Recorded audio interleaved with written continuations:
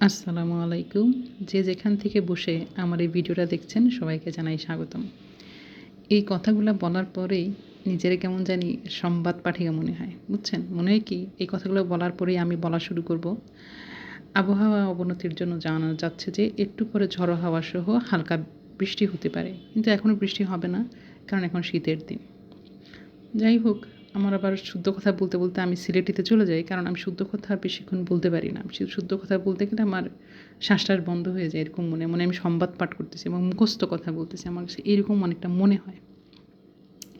তো আজকে এই যে এখানে আজকে আমরা ডিজিটাল লেবুর শরবত দেখব। এটা হচ্ছে আমাদের রেস্টুরেন্ট একটা আছে মৌলভীবাজারে অবস্থিত, পৌরসভার ঠিক সাথেই টিফিন নামে। তো এইখানে আজকে আমরা দেখব লেবুর শরবতের রেসিপি, ডিজিটাল লেবুর শরবতের রেসিপি। তো এখানে রেসিপিতে কী কী অ্যাড করা হচ্ছে আপনাদেরকে আপনারা দেখলেই বুঝতেছেন। এগুলো তো আর কারো অজানা না, এগুলো সবাই দেখলেই বুঝে এই জিনিসগুলো কী কী। এগুলো বলতেও মাঝে মাঝে আমার মনে হয় কি মানুষ ভাবে কি এগুলোকে আমরা চিনি না। না, আমরা সবাই চিনি, তারপরে বলে দিচ্ছি।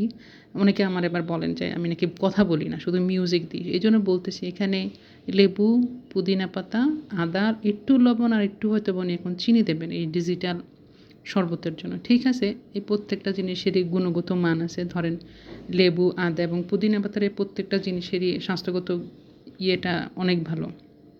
মানে ভিটামিনের সব দিক থেকে গুণগত মান অনেক ভালো। এই যে জিনিসটা, এটা হচ্ছে মেইন মানে এই ড্রিঙ্কের মেইন ইয়েটা হচ্ছে এই যে স্প্রাইট অথবা লেমন অথবা লেমন যেটাই হোক। এইটা দিয়েই এই দেশি লেমন শরবতটাকে এটাকে বানায় দেওয়া হয়েছে ডিজিটাল লেবুর শরবত। ডিজিটাল কেন? কারণ এতক্ষণ সব দেশি ছিল, আদা, পুদিনা পাতা, লেবু, চিনি, লবণ। কিন্তু যখনই এটাতে লেমন অথবা স্প্রাইট অথবা 7 আপ এগুলো অ্যাড হয়ে যাবে, তখন এটা হয়ে যাবে আপনার বিদেশি। বুঝছেন? এটা বিদেশি হয়ে যাবে। এটা তখন ডিজিটাল হয়ে যাবে। এটা আর দেশি থাকলো না। এটা আপনার ওই পর্যন্ত সীমাবদ্ধ থাকলে ঠিক ছিল। লেমন, তারপরে আপনার পুদিনা পাতা, তারপরে আদা, ওটা স্বাস্থ্যগত দিক থেকে ঠিক ছিল। কিন্তু এখন যেটা করা হয়েছে এটা স্বাস্থ্যগত দিক থেকে সব দিকেই মাইর। এটাতে আর কোনো পুষ্টিগত কোনো দিক নাই। তারপরে সবাই খায়, মুখরোচক। এত খারাপ তো আর বলা যায় না। ঠিক আছে, খাইতে কিন্তু খুবই মজা। আমি খাইছি অনেকবার। না ডায়াবেটিক তো এইজন্য আর খাইতে পারি না।